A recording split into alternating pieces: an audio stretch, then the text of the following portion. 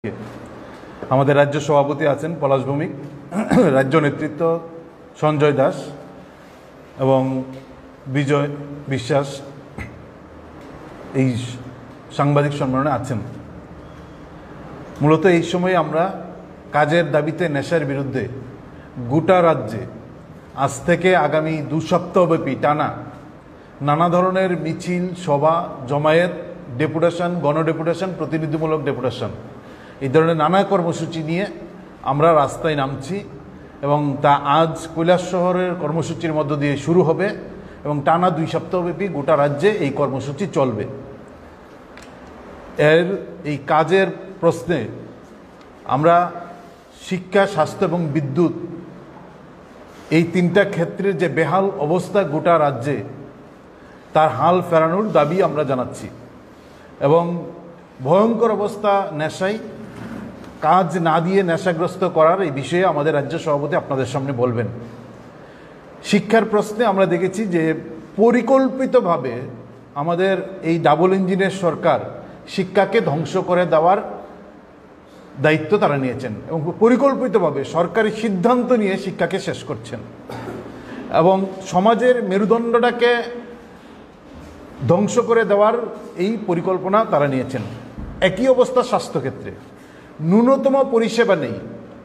আগরতলা রাজ্যের প্রধান হাসপাতাল জিবি থেকে PHC, primary health centre, GB থেকে পিএইচসি পর্যন্ত মিনিমাম পরিষেবা দেওয়ার জন্য যে ডাক্তার, নার্স, স্বাস্থ্যকর্মীর দরকার, গত 6 বছর ধরে তার প্রায় নিয়োগ বন্ধ এবং এই নিয়োগ বন্ধ করে দিয়ে সরকারি স্বাস্থ্য পরিকাঠামোর ধ্বজা উড়িয়ে বেসরকারি স্বাস্থ্য পরিষেবার টাকা রোজগারের সুযোগ এই রাজ্য সরকার করে দিচ্ছেন এবং আমাদের রাজ্যের মানুষের জীবন নিয়ে তারা এই ছিনিমিনি খেলা শুরু করেছেন।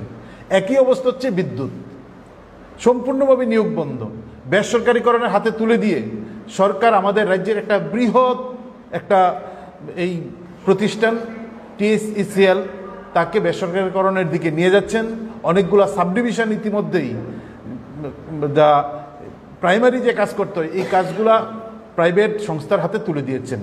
ফলে এই অবস্থানগুলো, বিদ্যুতের আজকে বেহাল চিত্র, তার বিরুদ্ধে আমরা দাবি করছি যে এই হাল ফেরানোর জন্য সরকারকে ভূমিকা নিতে হবে। আমরা দেখেছি এই সময় বেশ কিছু নিয়োগ প্রক্রিয়ার মধ্যে আছে। জিআরএস 2019 সালে তার পরীক্ষা নেওয়া হয়েছিল। পরীক্ষা নেওয়ার পর যে অ্যাডমিট জোর করে যারা পরীক্ষা দিয়েছিলেন তাদের হাত থেকে অ্যাডমিটটা রেখে দিয়েছিলেন। 2019 থেকে 2024 দীর্ঘ 5 বছর অতিক্রান্ত, জিএসের কোনো খবর এখন পর্যন্ত নেই। এটা অন প্রসেস, নিয়োগের মধ্যে আছেন কিন্তু সরকার চুপ। এসটিজিটির পরীক্ষা নিয়েছেন 2022 সালে, এখন পর্যন্ত পরীক্ষার এসটিজিটির পরীক্ষার রেজাল্ট দিচ্ছেন না। জিআরবিটি গ্রুপ ডির পরীক্ষা নিয়েছেন 2021 সালে, আগস্ট মাসের 20 তারিখ 2024 সাল, তার ফাইনাল রেজাল্ট এখন পর্যন্ত দিচ্ছেন না। ছেলেরা যারা পরীক্ষা দিয়েছেন তারা প্রতিদিন ধর্ণা দিচ্ছেন, মুভমেন্ট করছেন। 2021 সালে পরীক্ষা নিয়েছে জিআরবিটি গ্রুপ ডির, এখন পর্যন্ত তার রেজাল্ট দিচ্ছেন না। বিদ্যাজ্যোতিতে 2021 সালের ডিসেম্বর মাসের 10 তারিখ সরকার প্রেসমিট করে বলেছিল অনুমোদন হয়ে গেছে অর্থ দপ্তর, 1400 শিক্ষক বিদ্যাজ্যোতিতে নিয়োগ হবে। বিদ্যাজ্যোতির নিয়োগ এখন পর্যন্ত 1400 জনের নিয়োগ হয়নি, বরং বিদ্যাজ্যোতিকে ঠেলে দেওয়া হচ্ছে একটা সম্পূর্ণ অন্ধকারে। এখন বিদ্যাজ্যোতি আছে, ছেলে মেয়েদের ভবিষ্যৎ নষ্ট করার জন্য মনে হচ্ছে এই বিদ্যাজ্যোতি প্রকল্প চালু করেছেন। সেখানে 1400 জনের কোনো নিয়োগের খবর নেই। টেট পরীক্ষা নেওয়া হয়েছিল 2022 সালের ডিসেম্বর মাসে, 23-24 চলছে, বছরের পর বছর টেট পরীক্ষা এবং নিয়ম হচ্ছে প্রতি বছর নিয়ম করে টেট পরীক্ষা নিতে হবে। আমাদের রাজ্যের গত এই সরকার আসার পর 2018 সালে এখন পর্যন্ত মাত্র 3 বার টেট পরীক্ষা নিয়েছেন। 6 বার নেওয়ার কথা, 6 বারের জায়গায় 3 বার টেট পরীক্ষা নিয়েছেন। কিন্তু তার আগে যখন বামফ্রন্ট সরকার ছিল আমরা দেখেছি কোনো বছরে 2 বার টেট পরীক্ষা নিয়েছেন। আর এখন এই সরকার বছর পর বছর টেট পরীক্ষা বন্ধ রাখছেন। পিআই নিয়োগের কথা গত 6 বছরে আমার ধারণা মহাকরণে বসে আমাদের রাজ্যের বিভিন্ন মন্ত্রী, কখনো তথ্যমন্ত্রী, কখনো যুব কল্যাণ দপ্তরের মন্ত্রী, কখনো শিক্ষামন্ত্রী, মিনিমাম 50 বার প্রেসমিট করেছেন এবং প্রেসমিট করে বলছেন যে আমরা দ্রুত পিআই নিয়োগ করব স্কুলের জন্য। 50 বার কিন্তু এই 50 বারে 5 জন পিআই এখন পর্যন্ত, এই 2018 সাল থেকে এখন পর্যন্ত একজন পিআই নিয়োগ হয়নি। ফায়ার সার্ভিসের ইন্টারভিউ নেওয়া হয়েছে 304 জন, আর 25 জন ড্রাইভার, মোট 329 জন আমরা দেখলাম ইন্টারভিউ নেওয়া হয়েছে। এখন এটা ফ্রিজে ঢুকিয়ে দেওয়া হয়েছে। ইঞ্জিনিয়ারিং 2007 থেকে 2017 সাল, এই লাস্ট এই 10 বছরে 1775 জন ইঞ্জিনিয়ার নিয়োগ করেছিল তৎকালীন বামফ্রন্ট সরকার, 2007 থেকে 2017। এই যে 2017 সাল পর্যন্ত 1775 জনের নিয়োগ ইঞ্জিনিয়ার হয়েছিল, তারপর থেকে সম্পূর্ণভাবে ইঞ্জিনিয়ার নিয়োগ বন্ধ। ইঞ্জিনিয়ার বেকারের সংখ্যা যেমন বাড়ছে, গোটা রাজ্যের এই যে বিভিন্ন দপ্তরে ইঞ্জিনিয়ার নিয়োগ হয়, সেখানে রিটায়ারমেন্টে যাচ্ছেন, শূন্যপদ পড়ে আছেন, সরকার কোনো কাজ নিয়ে এগুতে পারছেন না। ফলে কর্মসংস্থান যেমন বন্ধ, দপ্তরও মুখ থুবড়িয়ে পড়ছেন। একই অবস্থা পুলিশের, মহিলা কনস্টেবল নেওয়া সেখানে বন্ধ। আমরা যদিও তার বিরোধিতা করেছিলাম, পুলিশের এক্সিকিউটিভ তড়িঘড়ি, এই পুলিশের এক্সিকিউটিভ থানায় থানায় লাইন ধরে দিনে সকালে রাত্রিতে তারা ফর্ম ফিল আপ করে জমা দিয়েছেন। এখন পুলিশের এক্সিকিউটিভের কোনো খবর নেই, এই পুলিশের নিয়োগ নেই। জেল পুলিশ, সেখানে নিয়োগ প্রক্রিয়া চলছে, ফর্ম ফিল আপ করে জমা দিয়েছেন, এখন পর্যন্ত নেই। তার সঙ্গে হচ্ছেন ডিএলএড। ভারতবর্ষের বিজেপি সরকার প্রতিষ্ঠিত হওয়ার পর ডিএলএডের এই যে এটা চালু করেছিল, এখন সুপ্রিম কোর্ট এই ডিএলএডটাকে বলছেন এটা বৈধ না, কিন্তু এই দেশের সরকার ডিএলএডের এইটা চালু করেছিলেন। আমাদের দাবি হচ্ছে, যেহেতু বিজেপি সরকার ডিএলএডটা চালু করেছিলেন সরকারের সময়ে, সুপ্রিম কোর্ট এটাকে নিয়ে এখন প্রশ্ন তুলছেন। বিকল্প ডিএলএড পাশ করে আমাদের রাজ্যের হাজার হাজার ছেলে মেয়ে আছেন যারা আশা করে ডিএলএড পাশ করেছেন, এখন তাদের কি হবে, তাদের বিকল্প কি, সরকার এখন পর্যন্ত কোনো কথা বলছেন না। ফলে তাদের নিয়ে সরকার কোনো শব্দ উচ্চারণ করছেন না। আমরা দেখছি এই যে আমি বললাম যে STGT, PI, fire service, engineer, police, jail police, তার সঙ্গে আছেন জিআরএস, বিদ্যাজ্যোতি 1400, গ্রুপ ডির, জেআরবিটির এই যে 2500 জন পোস্ট এই যে প্রসেসের মধ্যে আছেন, কেন তা দ্রুত নিয়োগ করছেন না? আমরা দাবি করছি যেগুলা এই প্রসেসের মধ্যে আছে তা দ্রুত নিয়োগ করতে হবে। এরা যে বেকার সংখ্যা হু হু করে বাড়ছে, আমরা দেখছি একটা নিয়োগ প্রক্রিয়া যখন ঘোষণা করেন মন্ত্রিসভা থেকে, ডাক ডুল পিটিয়ে বিজ্ঞাপন করে এই নিয়োগ এতজন নিয়োগ করবেন বলে ঘোষণা করেন। এখন পর্যন্ত একটা উৎসব, নিয়োগ প্রক্রিয়ার পর বেকাররা পকেট থেকে টাকা দিয়ে ফর্ম ফিল আপ করেন 300, 400, 500 টাকা দিয়ে। ফর্ম ফিল আপের টাকাটা যখন সরকারের কোষাগারে জমা হয়, তার কিছুদিন পর গোপনে একটা নোটিশ দিয়ে বলে দেওয়া হয় এই নিয়োগ প্রক্রিয়া বাতিল।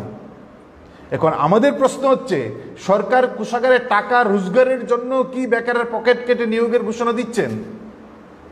এবং এই কাজটা আমরা দেখছি বিপ্লব দেব থেকে এগিয়ে হচ্ছেন মানিক সাহা এই নিয়োগ প্রক্রিয়া বাতিলের।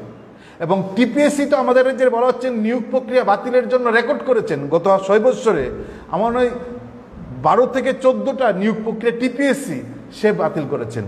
ফলে আমরা দাবি করছি যে নিয়োগ প্রক্রিয়া ঘোষণার পর বাতিল করার যে সংস্কৃতি চালু হয়েছে তা দ্রুত বন্ধ করতে হবে। সরকারি দপ্তরে যে বেসরকারি নিয়োগ, সবচেয়ে বড় আমরা শুরু থেকেই আউটসোর্সিংয়ের বিরোধিতা, সরকারি দপ্তরে বেসরকারি নিয়োগের আমরা বিরোধিতা করছি। আজকের সরকারি দপ্তরগুলো মুখ থুবড়ে পড়ছে মূলত এই কারণে যে সরকারি দপ্তরে বেসরকারি নিয়োগের প্রশ্নে। এখন কোনো কোনো পত্রিকায় আমরা দেখছি, গুরুত্বপূর্ণ পত্রিকায়, যে আমাদের বিধানসভায় যে 137টা পোস্টে নিয়োগের যে সিদ্ধান্ত নিয়েছিল, নিয়োগ প্রক্রিয়া শুরু হয়েছিল বিধানসভায়, এই নিয়োগ প্রক্রিয়া বাতিল করে এখন আমরা শুনছি সেখানে নাকি আউটসোর্সিংয়ের মাধ্যমে কারুর পছন্দের লোক সেখানে নিয়োগ করার জন্য সরকারি চাকরির নিয়োগ প্রক্রিয়া বাতিল করেছেন।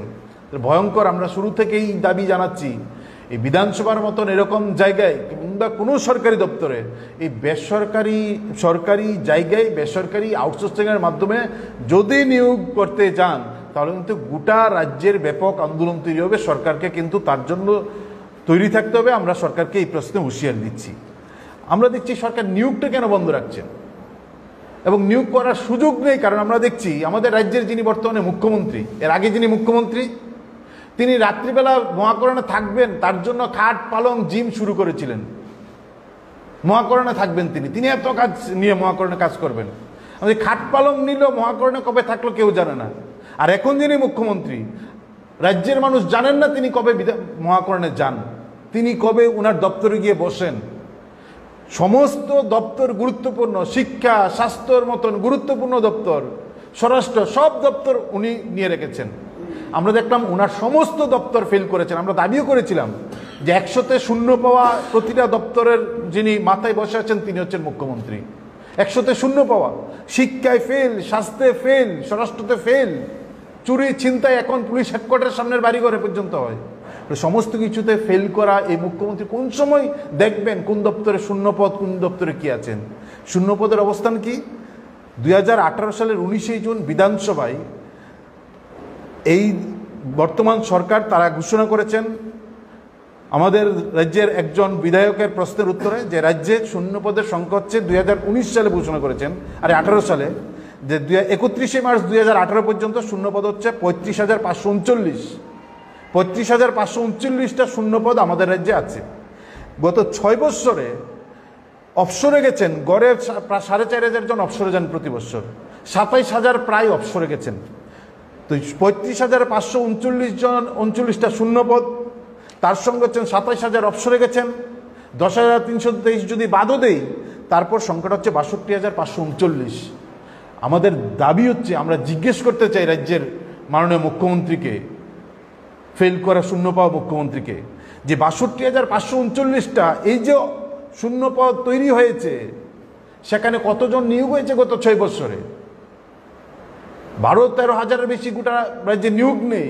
বলে 0 পদ পড়ে আছেন, মানুষ কি করে চিকিৎসা পাবেন, মানুষ কি করে শিক্ষা পাবেন, মানুষ কিভাবে বিদ্যুতের পরিষেবা পাবেন?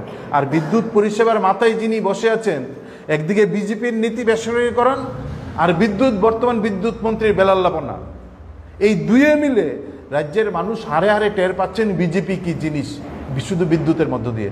ফলে রাজ্যের এই 3টা গুরুত্বপূর্ণ জায়গায় সম্পূর্ণভাবে সরকারে ব্যর্থ। আমরা তার হাল ফেরানোর জন্য রাস্তায় নেমেছি। বেকারদের কাজের দরজা বন্ধ করে দিয়ে যেভাবে বেকারদের সঙ্গে প্রতারণায় খেলায় নেমেছেন, পকেট কেটে সরকারি কোষাগারে টাকা নেওয়ার যে রাস্তা তৈরি করে ফাঁদ পেতেছেন, আমরা তার নিন্দা জানাচ্ছি। সরকারকে সেখান থেকে বেরিয়ে আসার দাবি জানাচ্ছি। সমস্ত 0 পদ দ্রুত পূরণ করার জন্য আমরা দাবি জানাচ্ছি। এই দাবিতেই আমরা রাস্তায় নামছি।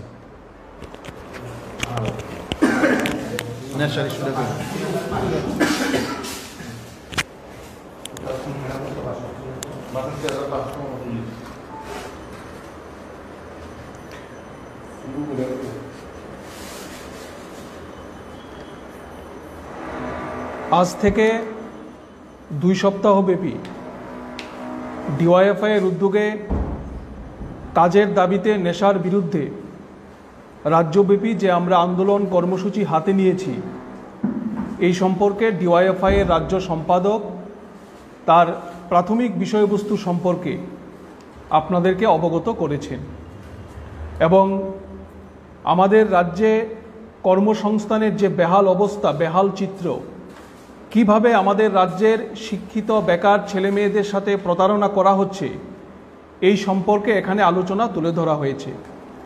আমি আমাদের রাজ্যের ছাত্র যুবক থেকে শুরু করে সাধারণ মানুষ নেশার কবলে পড়ে কিভাবে তাদের জীবন যৌবন নষ্ট করছে তার কয়েকটি ঘটনা বিষয় আপনাদের সামনে খুব সংক্ষিপ্তভাবে রাখতে চাই। রাজ্যবাসীর নিশ্চয়ই মনে থাকবে, আজ থেকে 6.5 বছর আগে বামফ্রন্ট সরকারের পরিবর্তে রাজ্যে বিজেপির সরকার তৈরি হওয়ার পর ঢাকঢোল পিটিয়ে প্রচার করা হয়েছিল নেশামুক্ত ত্রিপুরা। সেদিন সারা রাজ্যের মানুষ এই সরকারকে বাহবা দিয়েছিলেন। বাহবা দেওয়ারই কথা। নতুন সরকার, রাজ্যের মানুষ মনে করেছিল যে নতুন কিছু কাজ হবে, কিন্তু স্লোগান দেওয়া, প্রতিশ্রুতি দেওয়া, বক্তব্য রাখা আর কাজের মধ্যে কতটা পার্থক্য, কতটা তফাৎ, এটা গত 6.5 বছর ধরে রাজ্যের মানুষ হারে হারে টের পাচ্ছেন। আজকে আমাদের রাজ্য ত্রিপুরা একটা গভীর সংকটের সামনে এসে দাঁড়িয়েছে।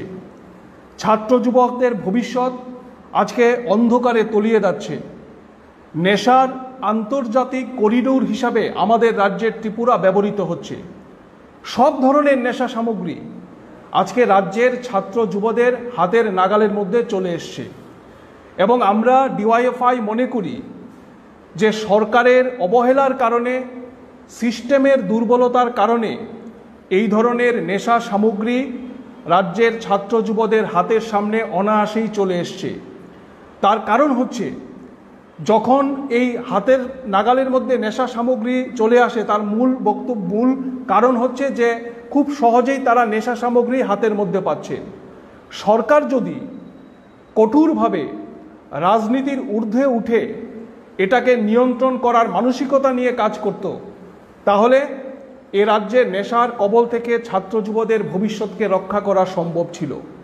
আমরা দায়িত্ব নিয়ে বলছি, এ রাজ্যে যারা নেশার কিংপিন তারা গ্রেপ্তার হচ্ছে না।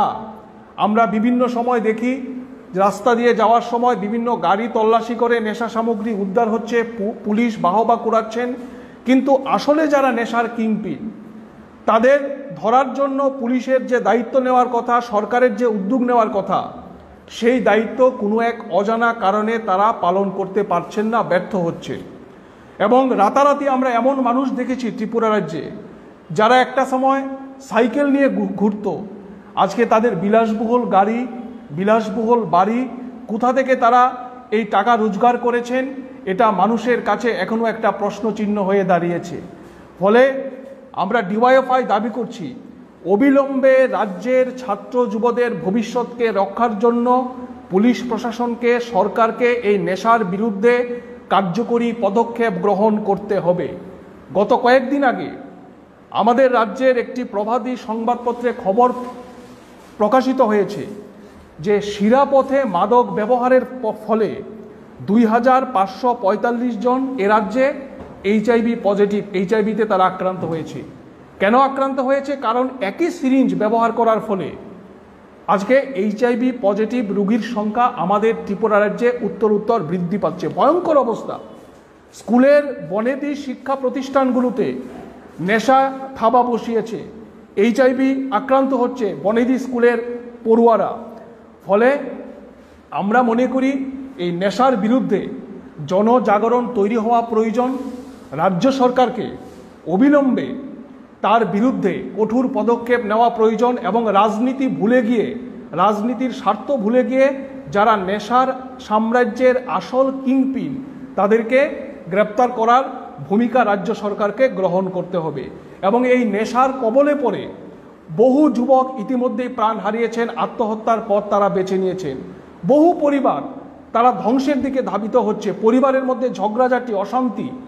এবং শুধু তাই না, এই সময়ের মধ্যে আগরতলা সহ রাজ্যের বিভিন্ন জেলা মহকুমাগুলোতে যে চুরির ঘটনা ঘটছে, অশান্তির ঘটনা ঘটছে, এটার জন্যও এই নেশার বারবারন্ত অন্যতম।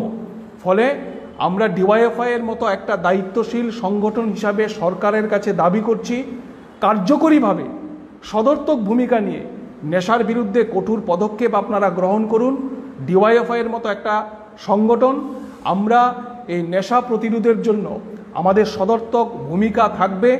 জনজাগরণ তৈরি করার জন্য আমাদের যে ভূমিকা নেওয়ার কথা, আমরা সেই ভূমিকা পালন করব। এবং আমাদের সাম্প্রতিক যে আন্দোলন কর্মসূচি, এই আন্দোলন কর্মসূচির মধ্যেও আমরা এই নেশার বিরুদ্ধে জনজাগরণ তৈরি করার জন্য আমরা এই দাবি সনদের মধ্যে উল্লেখ করেছি। ফলে আগামী 2 সপ্তাহ কাজের দাবিতে নেশার বিরুদ্ধে রাজ্য জুড়ে আমাদের আন্দোলন তীব্র হবে। সমস্ত অংশের ছাত্র, যুবক থেকে শুরু করে অভিভাবক যারা রাজ্যকে ভালোবাসেন তাদের প্রতি আমাদের আবেদন হচ্ছে, এই আন্দোলন কর্মসূচির সমর্থনে আপনারা সবাই এগিয়ে আসুন।